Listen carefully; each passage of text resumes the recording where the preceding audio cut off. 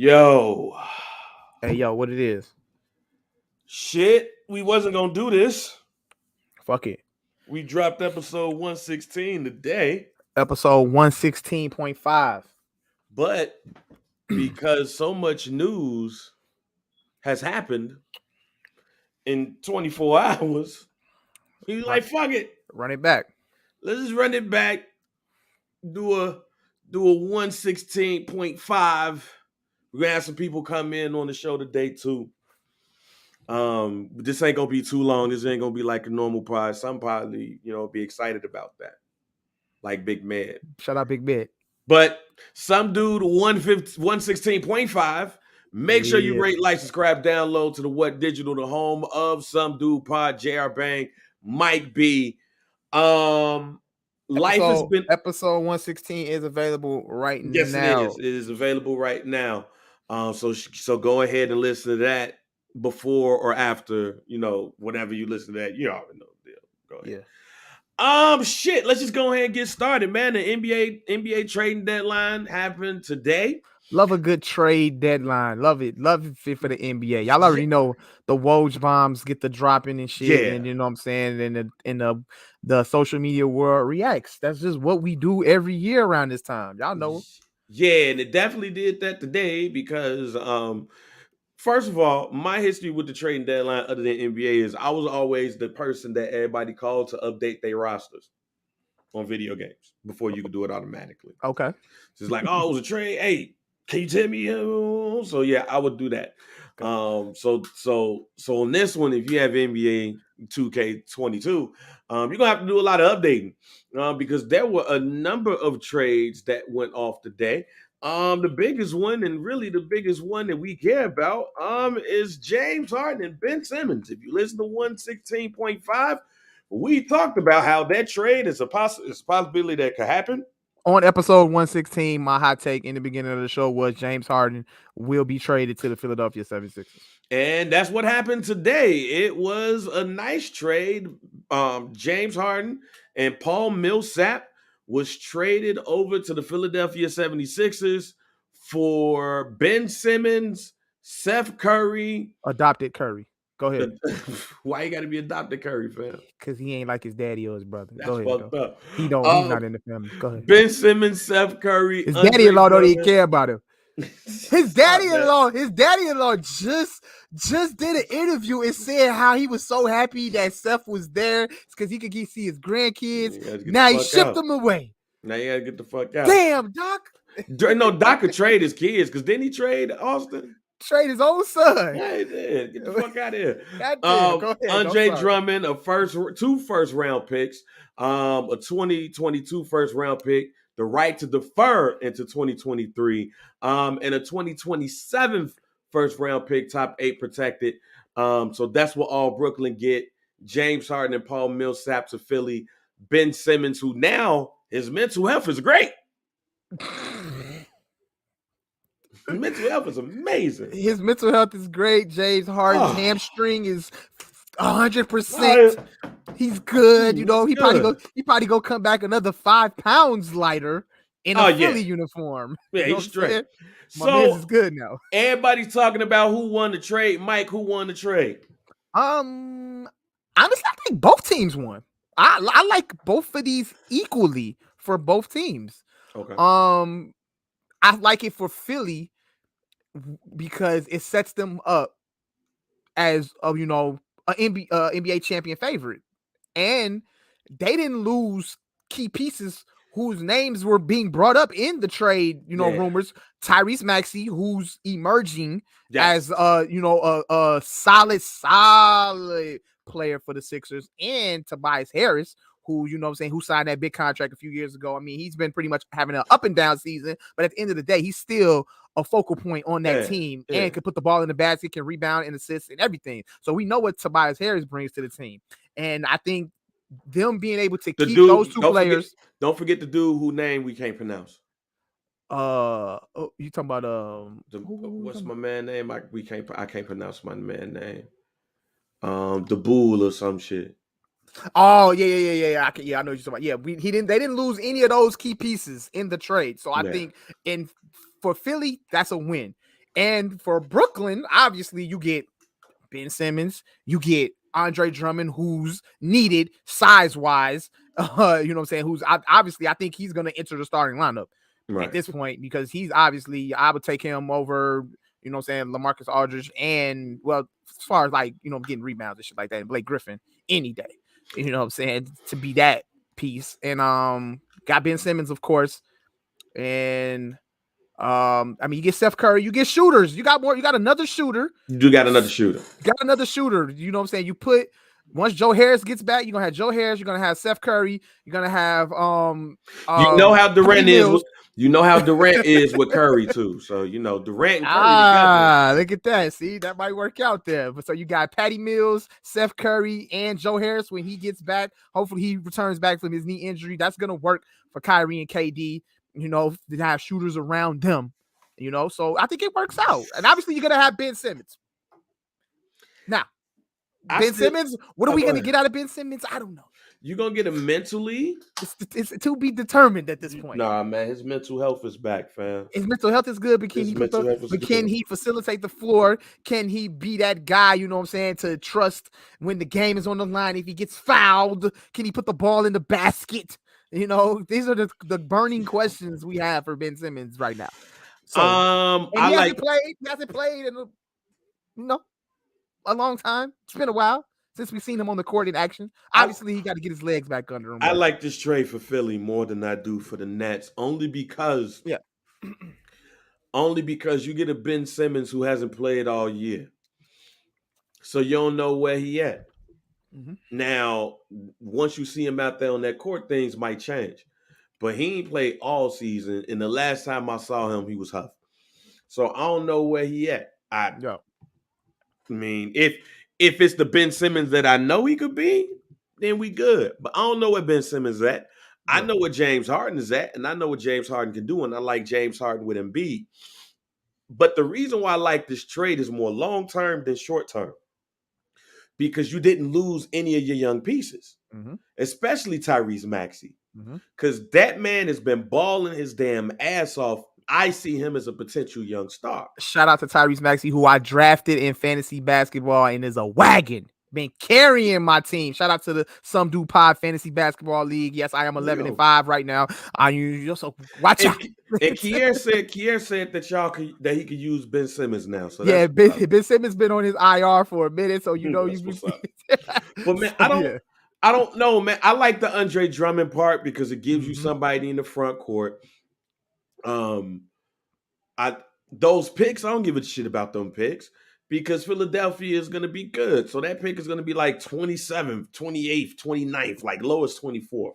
Yeah. So I mean, keep it a buck. I don't think that the Brooklyn Nets is scouting very well enough to be like, yo, I'm going to go get this young piece. So I don't care about those picks. I'm just looking at the players, and and it's not a big edge; it's a slight edge. But the slight edge is because of Ben Simmons. Ben Simmons can't shoot free throws. He's scared to shoot in the post. James Harden's gonna fill it up. Somebody would be like, "Yo, what about defense? Don't nobody play defense in the league, so I don't care." They're going to just try to outscore everybody. So being that the fact that we're going to try to outscore everybody, I think that team over there in Philly will outscore any other team, not any other team in the East, but that particular team. And then plus Kyrie Irving is still a part-time player. I still stand by that I believe that they're tanking for 5th through 7th. So they don't have to play in the playing game. We just want that 5th through 7th so we could go ahead and get 4 games with Kyrie compared to 3 games with him, because if it's game 7 in any of those series, guess who ain't gonna play? Yeah, Kyrie Irving. That can't happen. So I still think that they're on that 5 to 7 range. But with that being said, slight edge to me for Philadelphia because you get somebody who also wanted to get the hell, like just as much as Ben Simmons wanted to get out. James Harden wanted to get out enough that he opted into his $47 million option. No, I think because he knew. Yeah. So he knows once he gets traded, then he finished the season out, make a run at the championship or whatever, and then I'm gonna play with them next year. Yeah, he was going regardless. He knew it. He Yeah, knew so it. nah, But it sucks to see though, Bag, because yes, a failed experiment that just didn't work out. do we count this as a failed experiment? Yes, I they look, played no, 16. no. No, they played That's 16 games that's why I'm not even saying together. I'm not even counting this experiment. They didn't play enough games to be an experiment. But you want to know what though? Because of what it could have been. Because it could have been and it didn't work out. That's just Bruh, bad, man. Bad. they didn't play enough games to be an experiment to me. Yeah. The experiment, the failed experiment would have been they went to the finals and lost together. Yeah. They were 13-3. It ain't failed. They were good. It's just Cats was like, yo, ready to go.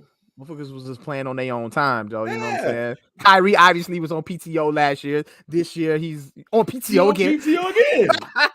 For different reasons this time. Hey, Last year was mental health reasons. This year is for time, vaccination reasons. It's vaccination reasons. Not I'm telling you, I don't think this was a failed experiment because the experiment we didn't even see it fail. They were 13-3 together. This shit would have worked. It would have worked. It would have worked. I am interested in the conversations between Kyrie and James Harden. Yeah, I wonder what's happening with that. Where's the tension? Obviously, there's reports coming out that Kyrie was eager for the trade. Yeah. He's happy that it happened. So, and then on the other hand, James Harden reports that he was unhappy with Kyrie's vaccination status and him being a part-time player. So I got a theory. Right? Yeah. Kyrie, according to everybody, there's not been one person that said this is the opposite. Kyrie went to KD, said, let's play together. All right, cool. Apparently, the original plan was for them to play with the Knicks, but Kyrie was like, nah, let's go ahead and go over to Brooklyn. We got our own, we can make history and all that shit, yada, yada, yada. All right, cool. The James Harden shit was like, yo, KD, I could go bring the homie. Yeah. All right, cool. KD's idea was to bring his homie over. Yeah. Kyrie and James ain't homies. They just cool. But as we know, they basketball cool. Yeah. Oh, he coming over the hoop? I know he could ball. We straight. They ain't three amigos. This ain't KD, Russ, and James back when they were all cool. Before, the entourages got into play, and then, KD left and Russ was, it's not that. It's straight them two basketball homies. KD cool with both of them. Mm-hmm. He's the common denominator of friends here. Last year, Kyrie started tweaking. James was like, what's wrong with your boy? KD was like, man, that's the homie, we good. Don't even worry about it. He gonna hoop. As you said, a couple of times my man went on vacation. The January 6th shit happened, and he was like, man, I'm sad about this. Yeah. My mental health. Mm-hmm. I can't play. Harden like, what's fucking wrong with this weirdo right here? Mm-hmm. KD, come on, man, that's the homie. Boom, boom, boom. They both end up getting hurt and all that shit. The shit with the Milwaukee Bucks happened. KD tried his best. Go to next season. Yeah. Now it's something else. Man, my man don't want to take the shot. I mean, I don't want to take the shot either. I didn't want to take this shit, but I'm trying to win a title. Mm-hmm. Let's get this together. Yeah. Kyrie, I'm standing for the voiceless. Standing for the voiceless. Bring my mans in. Bring my mans in. I'm going to finish this and I'm going to bring them up. James Harden goes, oh, my man is over there in Philly now. If this keep acting up, I know where I'm going. KD like, come on, man. We still good. We still cool. We got it. KD thinking this is my homie and we hooping. Harden like, get the fuck up out of here. Yeah. Kyrie, on the other hand, is like, oh man, he don't fuck with me. I don't really fuck with him like that either. I don't care about me. Man. I'm trying to be this. It's more than basketball to me. KD know both of them have weird tendencies. So he's like, man, he's trying to. I've been in that position. Trying to keep two homies together. And my situation wasn't weird. They wasn't weird. But I've been in that situation where I kept trying to bring two homies together and it just wasn't going to work out. And I'm not saying you got to choose because I'm a grown ass man. I'm not choosing between anything. But you as a grown man cannot continue, especially when it comes to two men, to try to bring two men together on some hooping shit. One of them going to be like, and if I could go get 47 million and go to Philly, where my man's is at, and he got a talented squad too, I'm out. KD finally was like, yo, he ain't trying to stay, so I ain't gonna let the homie do it. Let me ask you this. Let me ask you my this. friendship, I'm gonna let him go. Let me ask you this before we bring Wiso in. Yo, do the trade go down if they don't go on this 9-game losing streak and KD is hurt Hell and everything no. like that? Just don't happen, do it. If KD never gets hurt right after, you know what I'm saying, when they play the Bulls and shit, and he go down with, you know what I'm saying, he doesn't get hurt, and then because they wouldn't go on no 9-game winning streak. They don't go on 9-game losing streak like that. But now that the trade has happened, we wanted to do this a couple of weeks ago, but we're gonna be able to do it today because my homie from the tri-state area, we and fellow some dude guy, if we had enough money, like he used to get paid for 2 weeks at his former employer, we would pay him to do the same thing, but we broke. Yeah. But we got my man Wiso up in the building. Hey, Philly in the house. Philly up in the house. ATL in the house. He's excited. I love when a plan comes full circle. You guys know this. Now, I came in here specifically for one reason only. I don't know what your motives were. I don't know what you guys want to talk about, but I came in here for one good reason. I need to let every single person knows that listens and watches Some Dude Pod that this whole little run that the Heat, the Cavs, the Chicago Bulls, that little run that you guys were doing the first couple of months of the season, that was cute. That was really cute. It was, matter of fact, it was adorable. Watch your mouth. Watch your mouth. James Harden is here. Tread lightly when you speak on the Bulls, but go ahead. you let them rock today, man. This is day. They got a billboard up and everything. They got a billboard up already. Talk that shit, though. The beard is here, and he's here to stay. I'm telling you guys right now, the worst thing that could have happened to the Eastern Conference is this man James Harden coming up and linking with Joel Embiid. It's over. It is over. I came in late. I'm gonna be honest with you, Mike. I came in late because I was looking at flights to go see him. To go see him in the flesh. I need to make sure that I go touch the people one time. Let's get it. I'm right. You feel it? You feel it in my composure? This is what the city feels like right now. Now I gotta ask you before we get to anything about how the city feels. I'm gonna ask you about the city. Now I'm on record here on Some Dude saying that this wasn't gonna last mainly because James Harden is used to going to Onyx, and now he was going to Starlets. Yeah. And I don't think he's gonna feel that Starlets is just as good as Onyx. So what type of entertainment is James Harden waiting for in the tri-state area? The best part about the tri-state, but let's be specific. When we're talking about Philly, it's a whole schedule, right? So he not only is he going to get the strip club, not only is he going to go to Delilah's or cheerleaders. Right after, he's going to pull up to North, right? He's going to pull up to North, grab a cheesesteak from Max's, grab some beard oil right in front of Max's with the Akis. Like, this is a whole night out for him. Like, what? Assalamu alaikum. Bro, I'm telling you. There's no Starlets. There's no type of strip club that can top you going from Delilah's with some big booties to going to cheesesteaks and getting some beard oil. That's a 2-in-1 special. Hey. And one. Man. But what if my man James Harden coming to Philly and focus? What if he locked in? Wait a minute. We got that too. A lot of people convert to Slam and they chill out when they come to Philly. He might just go to Chile and Mike, wait a minute. Okay, go ahead. I got to learn more about these strip clubs. Yeah. All right. Just gotta learn. Look, check this out. Look, bro, we going to Made in America this year, Joke. Let's ride. We could. No, they got to say that on the pod, fam, because Miriam gonna listen. She don't be. All right, man. All right, man. Go ahead, bro. Fuck, man. I'm just trying to learn about the atmosphere. Yeah. No, I'm telling you. Tell us about these strip clubs, man, and if they could compare to the South.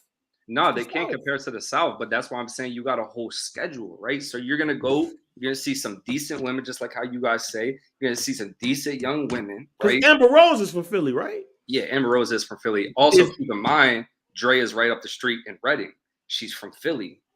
Dre and Michelle, right? So you got that type of quality in Philly. Yeah, a lot of people don't know that. I didn't know Dre and Michelle. A lot of people don't know that. All right, so yeah, you're gonna see some bad females like that. And then after that, you're going to go to Max's. You're going to get a cheesesteak, beard oil, all that. But no, the entertainment there is great. But am I going to sit here and try to say that we compete with the down south strip clubs? Absolutely not. But that's why we got a whole schedule. Damn. I like what you said.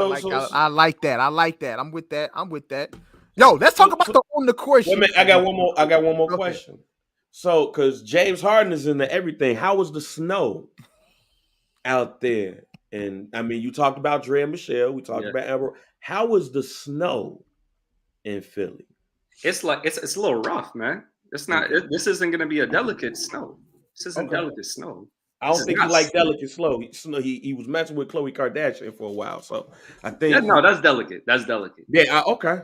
That's eloquent, actually. Okay. So he like The snow over here is not eloquent. Okay. This is some rough snow. Okay. This snow might smack James Harden the fire out of him. All right. Fire out of him. So he got to be careful. Is that the type of snow he wants? Hey. I don't know. I might talk basketball. No, yeah, but look though, hold on. Hold on. You bring it up. One last thing before we go into the basketball part, because I'd be doing the whole city no justice if I don't put this man James Harden on some Philly artists, right?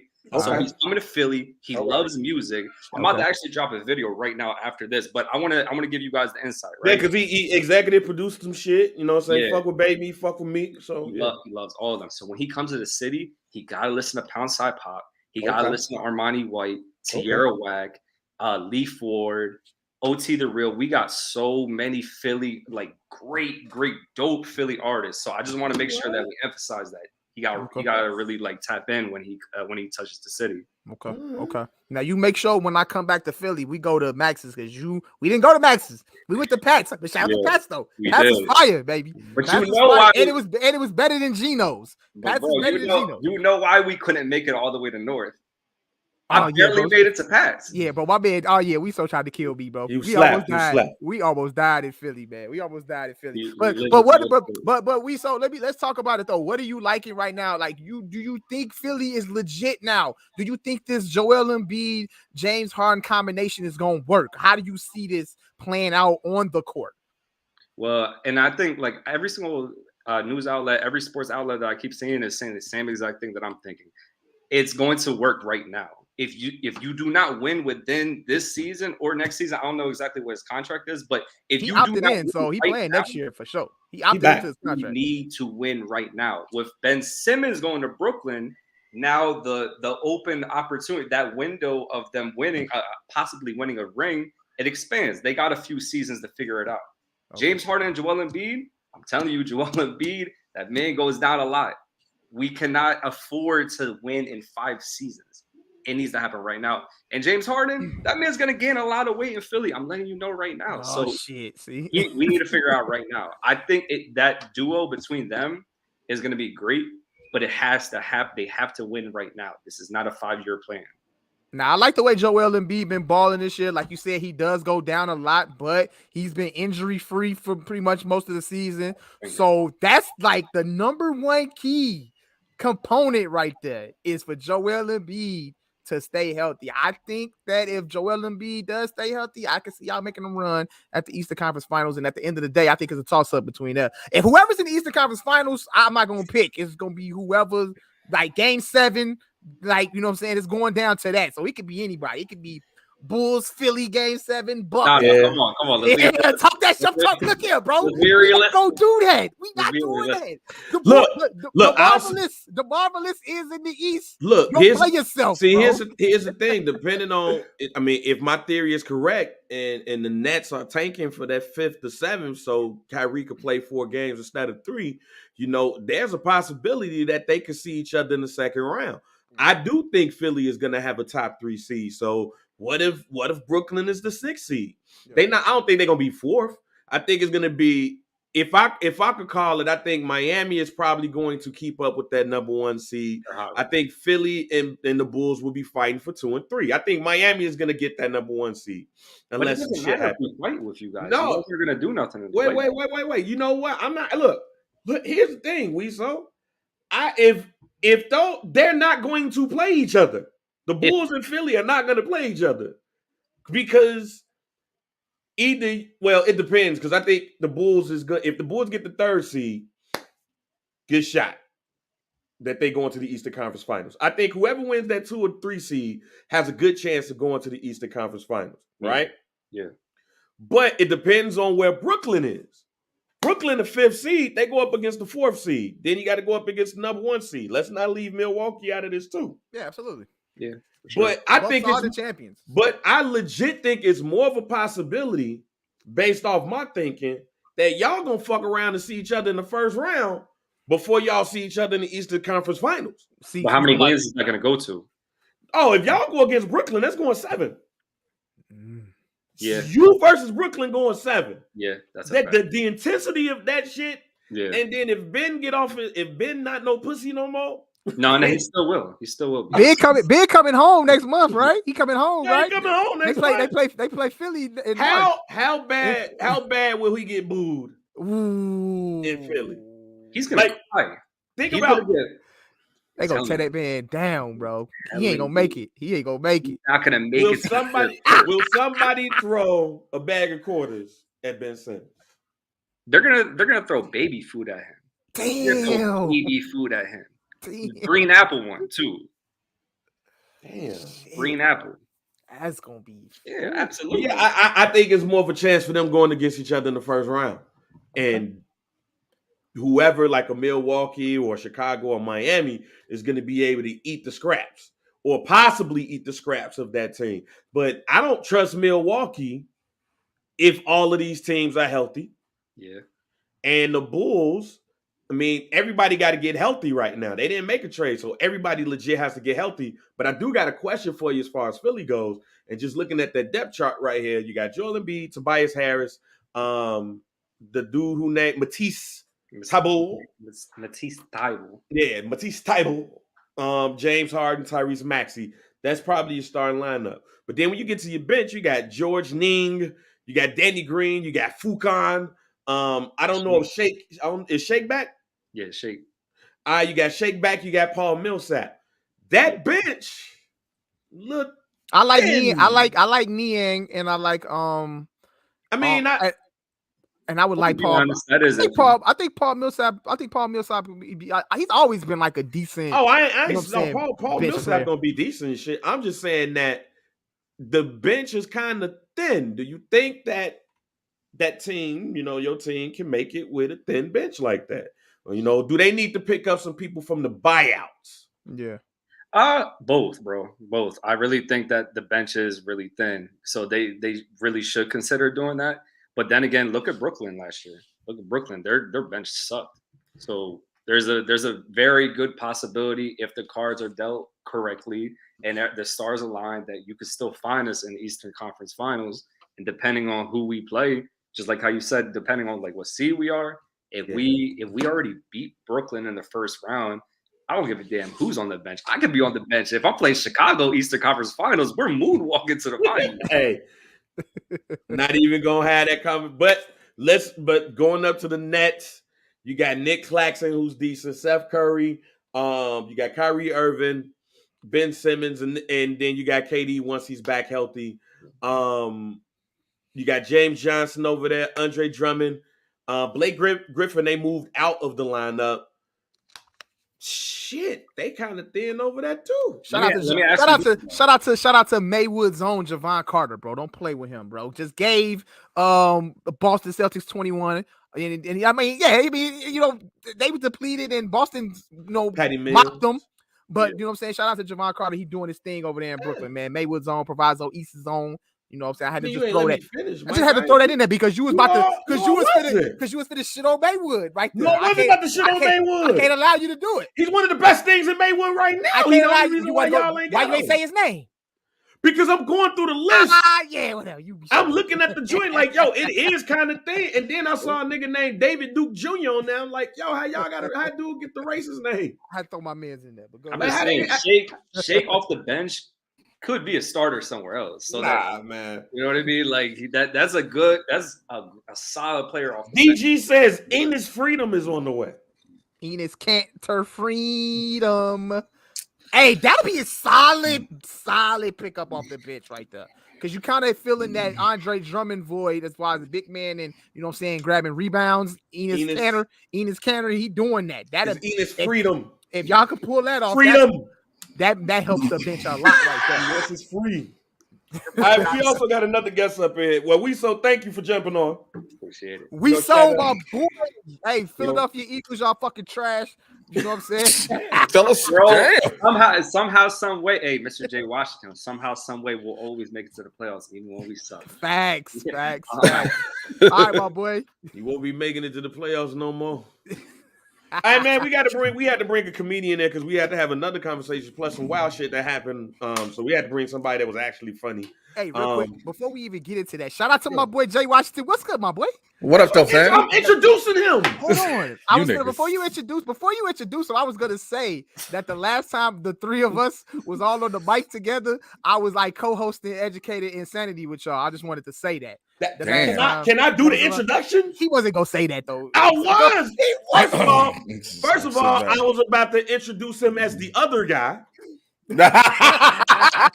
Oh, pettiness is still alive. That's what you're telling me. One, yes. Pettiness is still alive in 2022. Two, yes. The last time we was all on the mic with each other was Educated Insanity on ChicagolandSportsRadio.com. Then I decided to move to St. Louis, and then Jay decided to move to LA to be in like commercials and movies and shit. Go ahead, man. Go ahead. Yo, what was the car commercial you was in? I was literally, were you in a car commercial just recently? in a room I'm watching fucking TNT and I tell my wife, I'm like, yo, I know that nigga right there, fam. I'm like, this nigga just in random commercials and shit. First of all, I just love Bang's face every time you interrupt this nigga. Bang was like, it's so good. Nigga, ain't you about to be in the movie with Channing Tatum or some shit? Yeah, I'm in the movie Dog. What are you? Inmate number 3. Yeah, I'm in the jail with this nigga. So. That nigga's a nigga in jail. I'm a nigga in jail. He's a nigga in jail. That's what's up. But man, but also Jay is also a successful podcaster himself. As you see all the nerd shit in the back, or blurred. Yeah, hood, right? Blurs in the hood, yeah. Blurs in the hoods, and then y'all be talking nasty at night. We do Blurs After Dark on once a month, every last Sunday of the month. We only do it on our Twitch channel, so we can just say a bunch of shit that we normally can't say during the Tuesdays and Thursdays. Because when we normally stream it during YouTube, all that, bro, like just all that. So like we talk all that on Blurs After Dark, and that's only like once a month, and we got a rule for it that what happens on Blurs After Dark stays on Blurs After Dark. Okay. All right. So speaking of Blurs After Dark, we got a lot of stuff to talk about some After Dark shit. But the first thing I want to ask you, we wanted to have you on the show the other day, but you was doing Blurs in the Hood. We wanted you on 116, but we're gonna have you on 116.5. The Joe Rogan shit. Yeah. Now I got a theory. All right. Okay. And this theory is mainly because from going from Prosser, which was a particularly mixed high school, then to going to Proviso East, which the only white people you saw were crackheads or girls that was going. And then you look at Mike. He'll appreciate that. So why you gotta be freaking. Now they was going, yeah. And then you go to Lyons Township, where I saw nothing but white people. It was like 12 of us in my graduating class that was black. I got a theory with the Joe Rogan shit, and you can correct me if I'm wrong because you're a comedian. My theory with Joe Rogan is Joe Rogan uses racism to be funny. But part of that reason why he uses racism to be funny because shit, ain't nobody gonna check him on that. It's not like he's going to be around a lot of starving black comedians, right? Mm-hmm. People that's trying to get it. He's going to be around white people making white jokes, and white people find racism funny because shit, they ain't got to deal with it. Right. Nick go through some shit, then hey, that's some funny ass shit. But even when he gets in front of the black people in the comedic crowd that he do know and fuck with, they not gonna check him. Why they not gonna check him? Because it's under the guise of comedy. He's just being funny. He's not racist. That's my homie. He's cool. It's just jokes at the end of the day.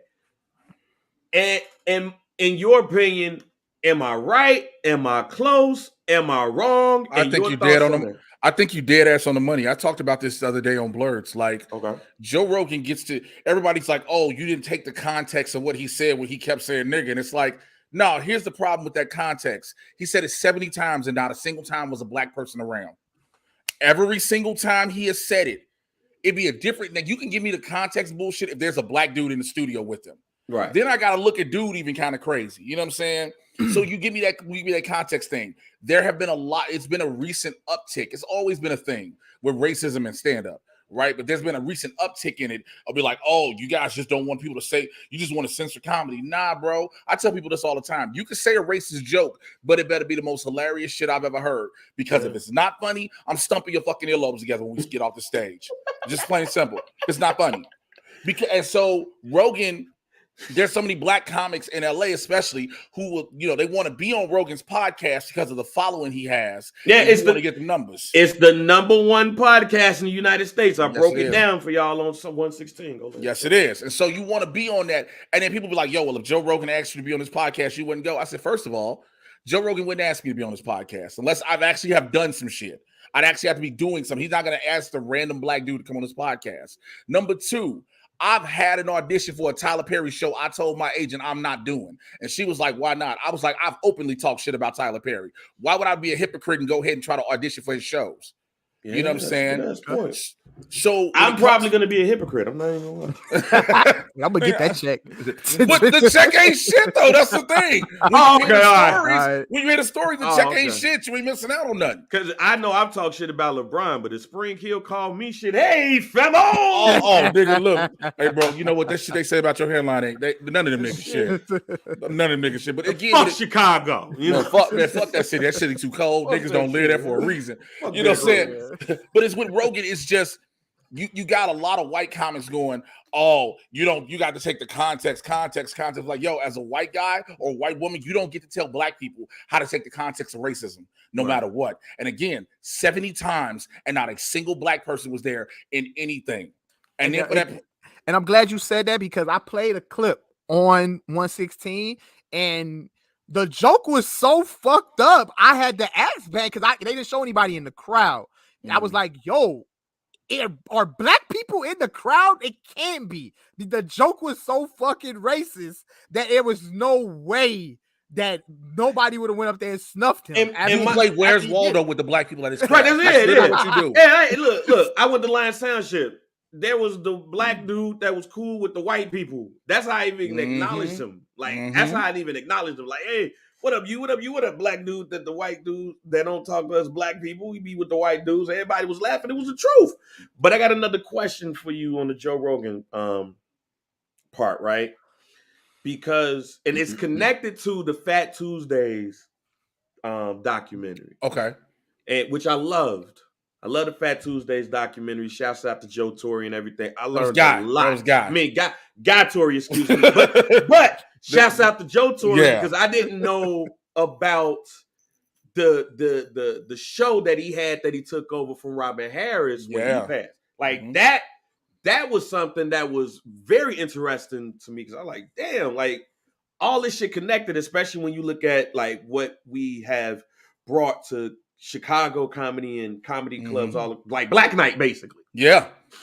What was interesting to me is I watched the Fat Tuesdays documentary, see all the love that Guy Torre got.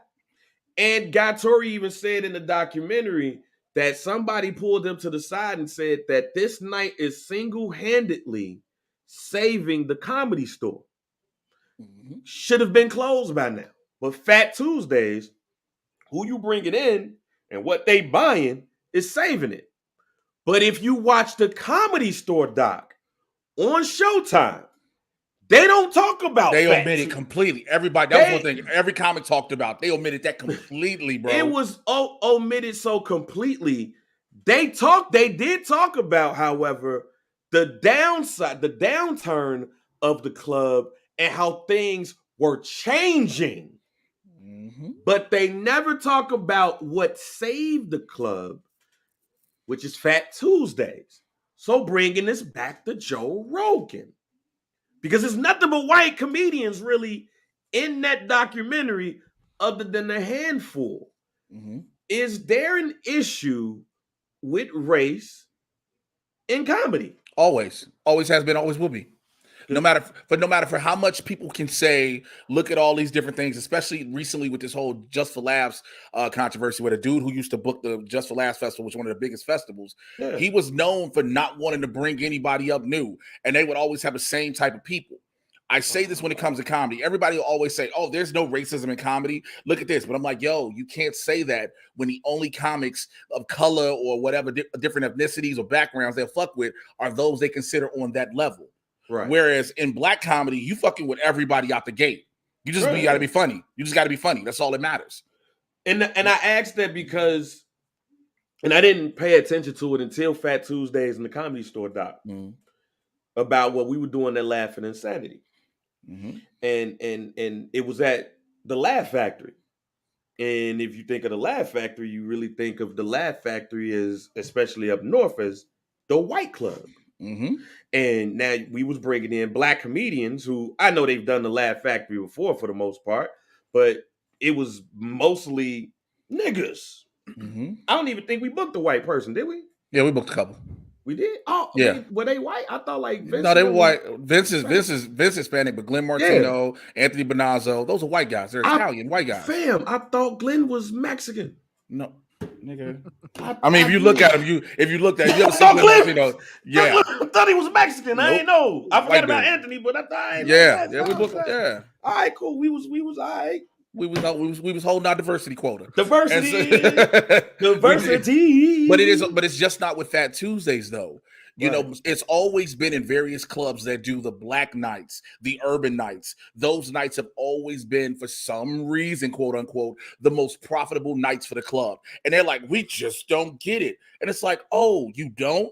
Black people will spend money and support an establishment if they feel treated well enough to do that. And there's not a time. Yeah, there's not a time Chocolate Sundays, both of those shows they do on Sundays aren't sold out. And again, not just sold out with regular people. Again, Hollywood, Sunset Boulevard, you get all type of top tier celebrities coming through there. You know what I'm saying? Fat Tuesdays was doing the same thing, but we don't give that prop to it. We feel like that urban comedy is still Def Jam and Comic View. It's not that anymore. It's not that. No, it's not. So yeah, you have an ingrained level of racism still in stand-up comedy, whereas there's some people who are too black for white crowds and too white for black crowds when you come to certain black comedians. You have some black comedians that are like, I don't know if I want to put them on stage. All they do is talk about this, that, and talk about sex and talk about fucking and bitches. But you get some white comics who all they talk about is fucking their parents, and you're like, so. Yeah. Even though both of the extreme, what's the difference? You know what I mean? Yeah. What's the difference? They both extreme. You let one extreme consistently go on, but the other one's too much. Come on now. And the thing with black comedy, and they said it in the clip, it was like, look, black people come to not laugh. Yeah. White people come to laugh. This shit wasn't funny, but dude, because definitely I've had some of my friends come in and be like, yo, now that one nigga, he wasn't funny, but that other nigga, shit, that motherfucker funny as hell. Where he at? Where he be at? Mm-hmm. All right, I bet bet you I go to another place and he don't be as funny. Yeah. So I thought about that, and I thought that was interesting, and I wanted a comedian's perspective because, like, I don't think Joe Rogan is racist. I don't think Joe Rogan is racist. I think that he just uses racism to be funny. in certain cases. There's a thing about there again. I use this word a lot. Ingrained. There's ingrained racism, as we all say, within a lot of white people. Some who have openly acknowledged it too. They're like, "Yo, we all have a level of racism to us, and it's just how you use it." I even told somebody on Facebook. I said, "Yo, racist." I said, do I know if Joe Rogan is racist personally? I haven't spent no time around him enough to say that he is or isn't. I said, I only know what's been presented in front of me. And that's the perception you make off of anybody. You don't know what the information that's presented in front of you. And so from that, I'm like, yo, like you said, like Bane just said, he uses racism to be funny. And there is a crowd that loves that. Bingo. It's, I think for some, not all, but I think for some comedians, it's the crowd.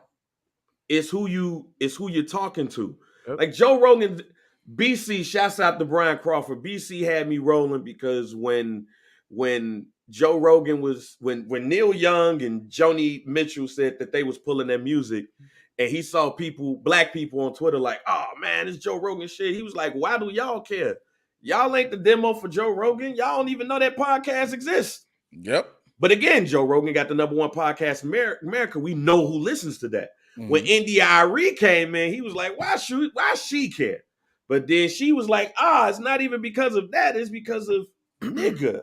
But then India Arie came out and she was on CNN with Don Lemon. She was like, she basically accepted Buddy's apology and was like, I don't think he's racist. I don't think he's racist. And I don't think he's racist either. I do think that he uses racism and racial overtones to the right people who he know is not going to get upset. And he's not going to do that with black people, but the black people that he might do that to is the people with that will accept him saying that, because like, it's just funny. It's like, and I bring this up on the pod on 116, it's like Hulk Hogan.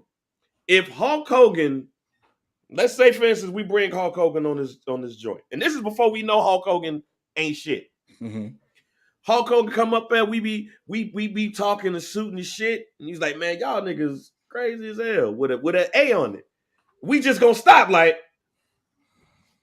this motherfucker Hulk Hogan just say nigga. You gonna throw that? You said it's gonna be three kind of people. It's three kind of people that's gonna react to this. It's gonna be did he just say that? You got the other motherfuckers, niggas that just gonna like, they gonna laugh and be like, yeah. That's what I'm saying. Then you just got the like in shock. In shock. Like there's some famous white people, depending on the room you in, you're not going to get upset. You're gonna be shocked though. And when you get home, you're gonna be like, did this shit just happen? Did Tom Hanks just sit up here and say, man, let me tell you something. I'll be like, that explains Chet. If he's saying Tom, I'm like, that explains Chet a whole lot. And believe me, this is not excusing Joe Rogan. What I'm saying is that word has become popularized. So depending on the person who said, you're not like, nobody's gonna wild out at Tom Hanks if he at the barbecue and he be like, man, y'all niggas is crazy as hell, man. Shit, go ahead and pass me a drink. You just gonna be like, hey man, just don't say it no more. Like you gonna give him the courtesy and be like, hey, just nigga. Or you gonna be like, hey man, just don't say it around nobody else. But he not gonna think that because now he feel like he got a pass. Yeah. That's part of what I think Joe Rogan is. Think he got a pass. Joe Rogan, listen to a Red Fox album, listen to a Richard Pryor album, repeated the shit in front of black people. The black people he was around knew he was repeating it from a Red Fox or a Richard Pryor album. They know the context of it. So they like, oh man, this is a Red Fox shit. He's thinking, oh man, they just gave me the license to say nigga is lit. You know what's crazy too? About the nigga video that India Arie put up, that video is not the first time it's been put up. Oh, hell no, it's not. It's like it was put up years ago. Yeah. And it's funny that the moment a black woman put it up, he was like, he finally had to address it. Because it was put up before and he's never addressed it. We know black women be leading a lot of shit. Yes, they do. And that's the truth. All right, so let's move on from the Joe Rogan shit because there's a lot of shit to talk about today on the podcast. Some do 116.5. Matter of fact, where do I want to start here? A lot of shit happening right now. We're consistently taking L's in Black History Month, right bro. now. I just said this on Blur's this past Tuesday. I was like, this is the most tumultuous Black History Month we have ever had. And nigga, it was only the 8th as of Tuesday. Let's start with DaBaby. We down bad right now. Let's start with DaBaby at the bowling alley. Danny Lee brother stupid. Danny Lee brother dumb. Well, you don't come to this nigga and think you gonna talk shit with this nigga's security and his people. So let me break it down. Danny Lee's brother, what's his name? Brandon Bills. After his sister, who's nice by the way. She's a very nice girl. Met her a couple of times. Hi, Danny Lee. Hi. But you know, she has a baby by DaBaby, and you know, things didn't necessarily work out. And Brandon Bills basically was like old dude on Menace to Society, basically. And it's funny because Tyron Turner put the video up where he put that scene in Menace to Society when he came to go visit Kane, and Kane whooped his ass, but then he stopped the video and he put the video up of Brandon Bills getting his ass beat. He goes to a bowling alley, DaBaby's there. He say he went over there to holler at the man. DaBaby swung. He didn't hit him, but he hit some shit, and the bodyguard swarmed on his ass. No. Did you see that? You mustn't see the other clip. There's a clip came out where DaBaby is landing. No, he lands, but not that particular one. He hit some shit in his hand. He didn't jaw him. Okay. Right. It's the one where he hits him, and when that mark hit the ground, it sounded like a cash register. Right. He hit him again, and then he hit the ground. That's the one. Yeah. But either way it go, they getting their ass beat at the bowling alley. The slippery part of the bowling alley. You bowl, Mike. How dangerous the fight right there. Let me say this. I'm gonna say this. I wanna applaud these motherfuckers for actually fighting on oiled lanes. Like they was fighting. I've seen motherfuckers get on lanes before, like when you just randomly out there bowling and then motherfuckers cross the line and motherfuckers just bust they shit. These motherfuckers was literally out there on freshly oiled lanes fighting. So I'm gonna give them a round of applause. First of all, for that shit.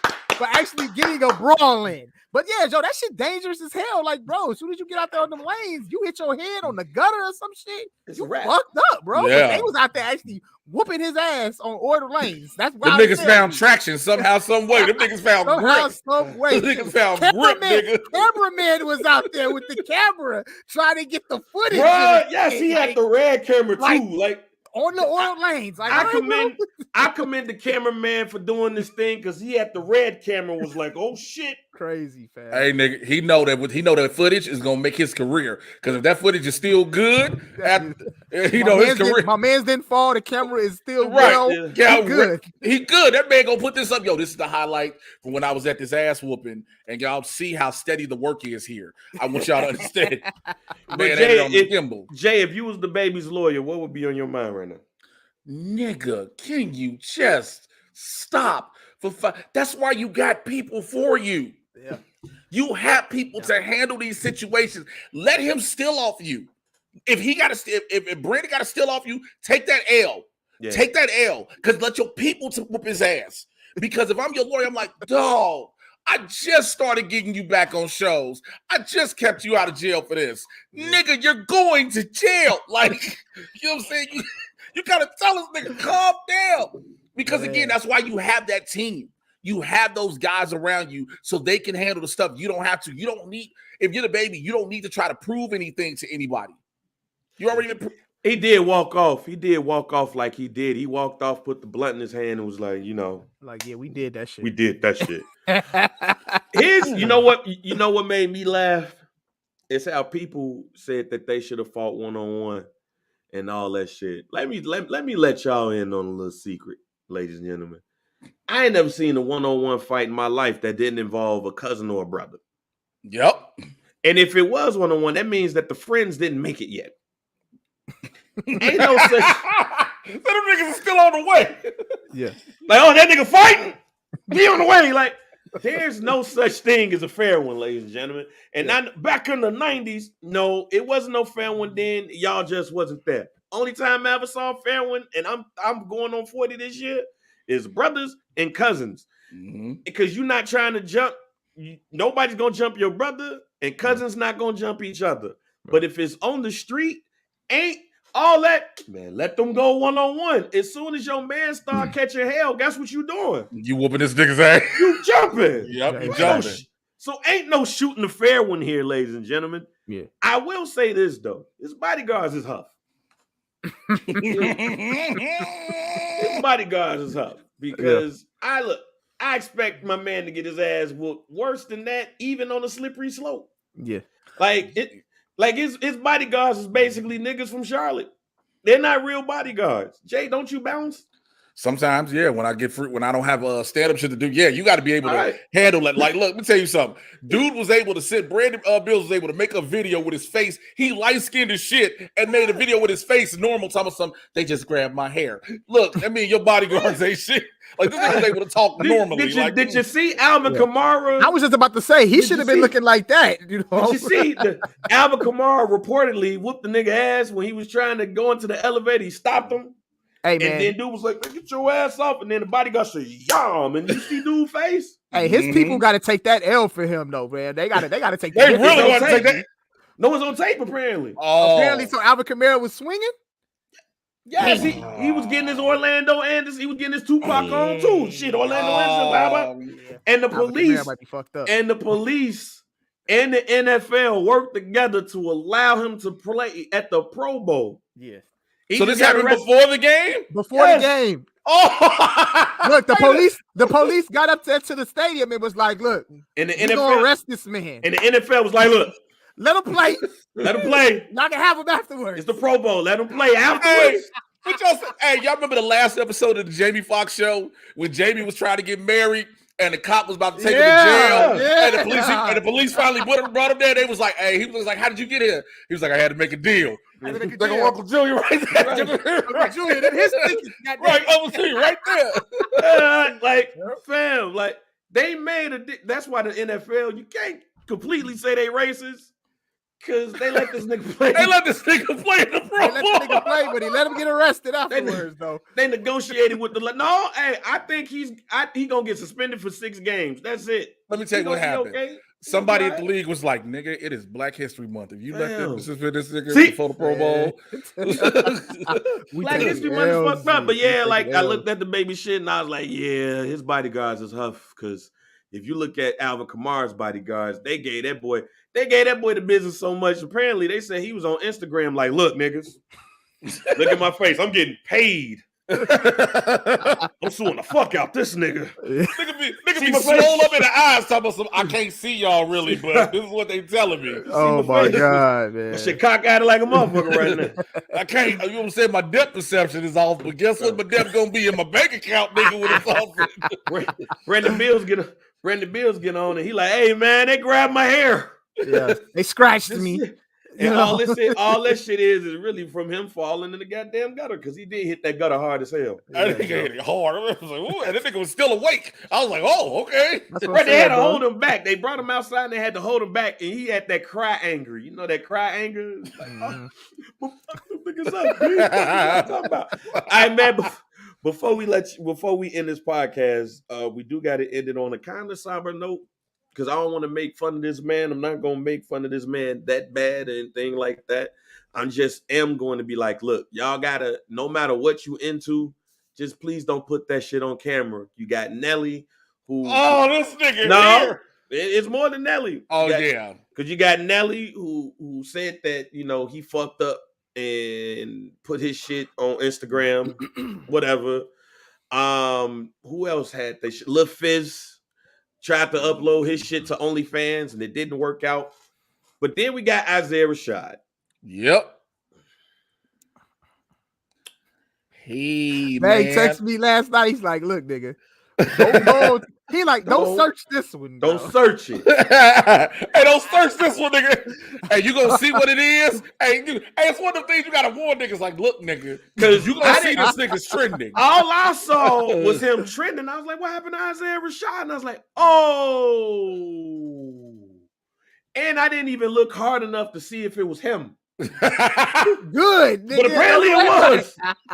Because I sure went and was like, yo, was that really him though? And then it's funny because if you look at every publication, Like normally they'd be like allegedly, reportedly. This one was like, no, this nigga. Isaiah Rashad was giving a nigga head and receiving it, and it was caught on tape. And I think we are at the age now, and we are in the world now where I would advise against recording yourself doing anything like that, because it's gonna get out. The cloud is the cloud. But I do have one question, because I'm at the point now, especially with a friend of ours being transgender. So I've learned a lot, especially in these last couple of years, where I am damn near tolerant about everything. Yeah. And we know that hip hop has been homophobic, transphobic, clean phobic. You know, we want all our rappers to be thugs, shoot people. So if you was like Fresh Prince, you know, nicer-phobic, everything about hip hop basically has been everything but if you shoot a nigga, we good. Is Isaiah Rashad, do you believe his career? Because last year was supposed to be a big year for him. You know, with the drops of the singles and all that, the album was pretty good. Like, I see a lot of people on social media giving them love and everything, but with now what we see, and I'm gonna keep it allegedly and the reportedly in that shit, because you know somebody could be like, yo, it's doctored and all that stuff, whatever. But does his career stand a chance in y'all opinion now in the world we live in, and in hip hop being at the state is in, with him being found doing that shit on tape? Go ahead, Jay. I'll let you go first. I think it's gonna stall, and here's why. As much people say it's gonna be, as much as people say we're open and everything, because of Lil Nas X primarily, right? For everybody that accepts Lil Nas X, there's 3 niggas that think like Lil Boosie. You get what I'm saying? For every love tweet that fucking Isaiah Rashad gets, is 4 niggas think like DaBaby. So when I say stall, I don't think it's gonna stop. It's gonna be a while before he get that same level of traction again until we just say, yo, this is what he does. Because remember, it took a minute for hip hop even to accept Frank Ocean after niggas heard Forrest Gump on Channel Orange. Because everybody's like running through my mind, boy. Wait, what? Yeah, I was confused about Forrest Gump for about 6 months. I ain't even gonna lie. But so you what get is how he saying? Right, you get how far we got to go back with it. Niggas was like, wait, whoa. But then you start getting more and more rappers who are somewhat on that level, just like it is what it is. Lil Nas X is the most prolific one. Let's just be honest. Because remember, Asher Roth was a thing for a minute. The niggas was like, yeah, we're not counting you. And they moved him out.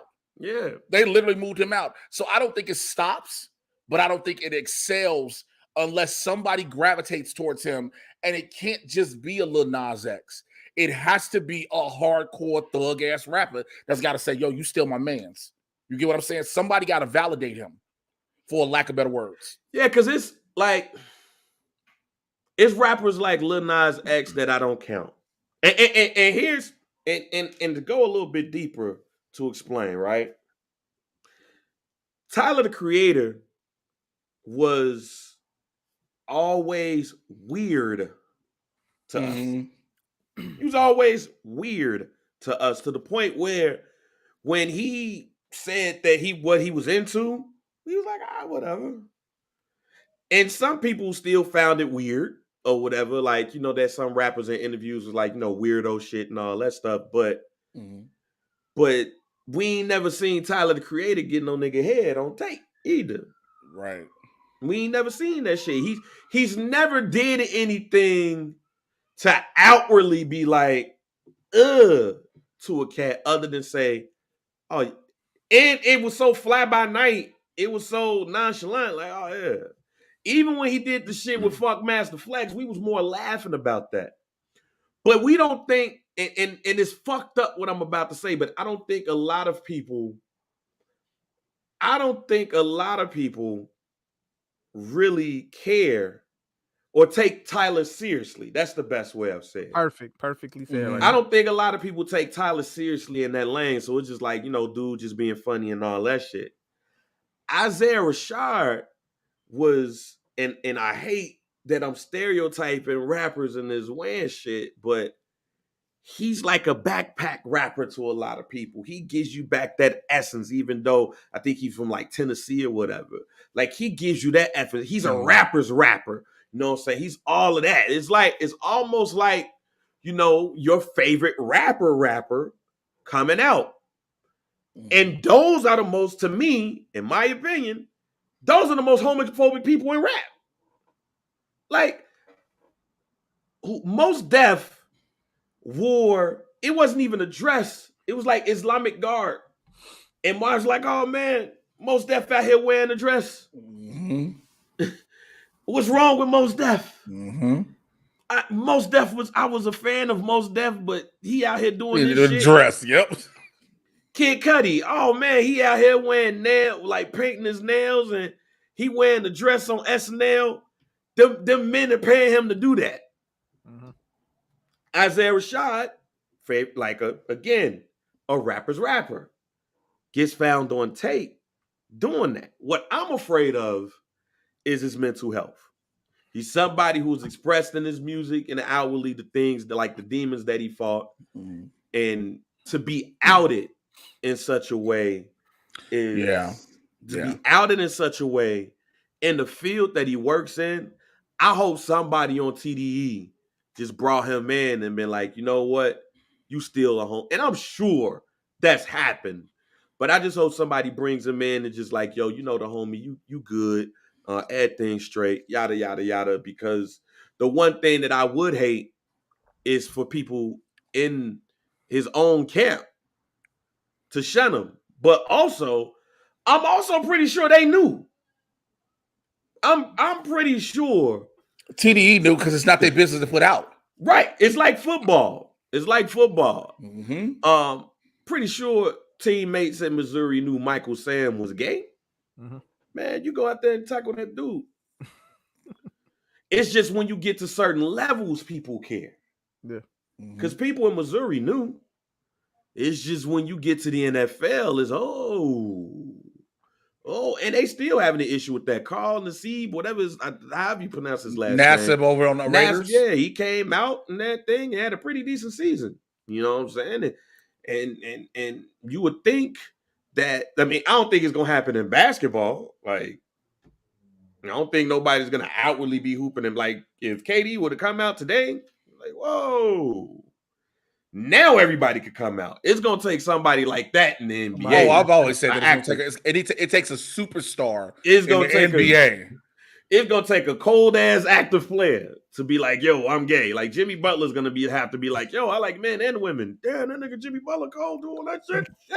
After breaking Rachel Nichols back, okay, cool. Oh shit. he like Rachel Nichols and Richard Jefferson. Shit. God damn. Like no, and I'm joking around, but it's gonna take somebody like that. But in hip hop. Like I saw a lot of people like, oh man, it's a lot of stuff going on, and I ain't really want to touch it. Like I'm not gonna touch it like people think I would touch it. Pause on all of that. Pause on all of that. But niggas ain't gonna ruin my career. Yeah, you know.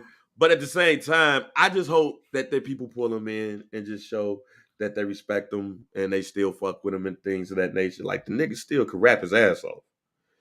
Nigga better than most rappers out here. So I think he done though. I think he done. I don't really think he done. Yeah, I don't really see him. I mean, he's not established. I mean, first and foremost, I don't really like get down with his music like that. He's dope, like you said. He's a dope ass rapper, but I never really got into his music.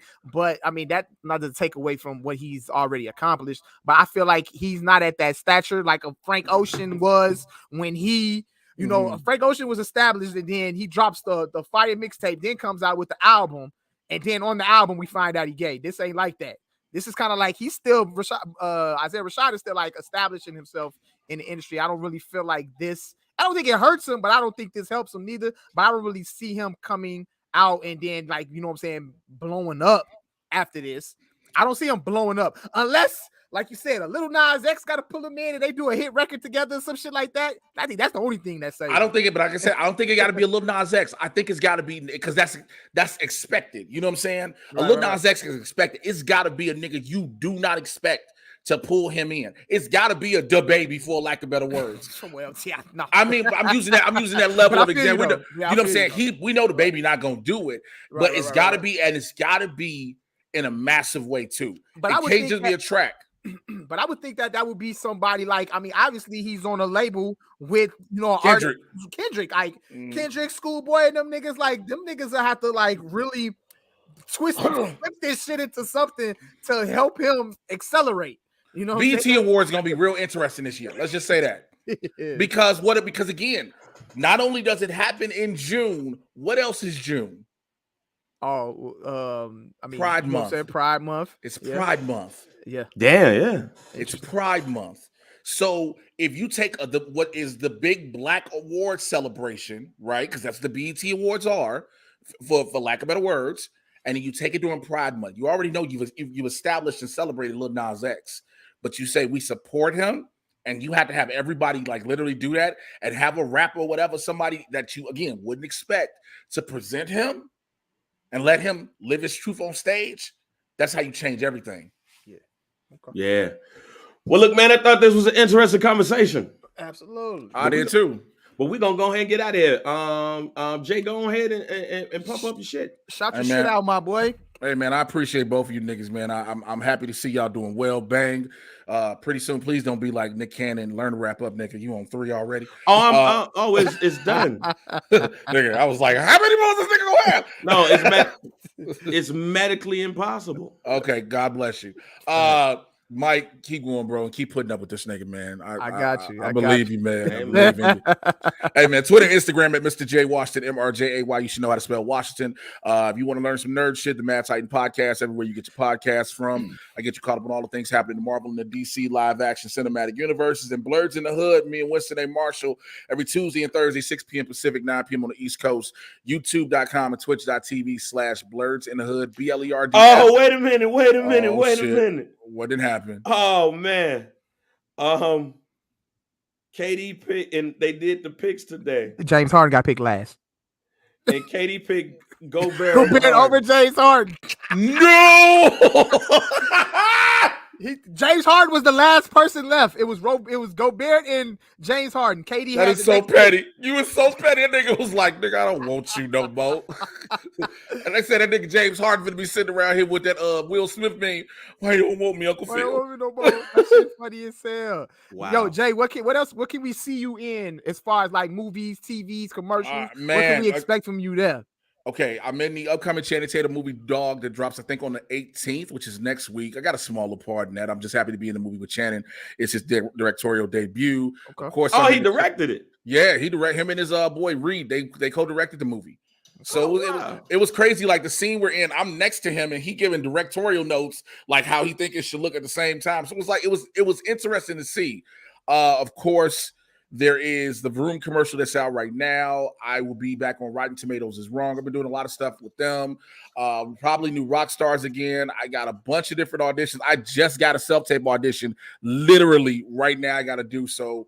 I've been doing self-tape auditions for different TV shows, movies. I'm putting it in the universe. This is going to be the year I lock down my series regular or reoccurring role in a sitcom or series. So that's going to be this, man.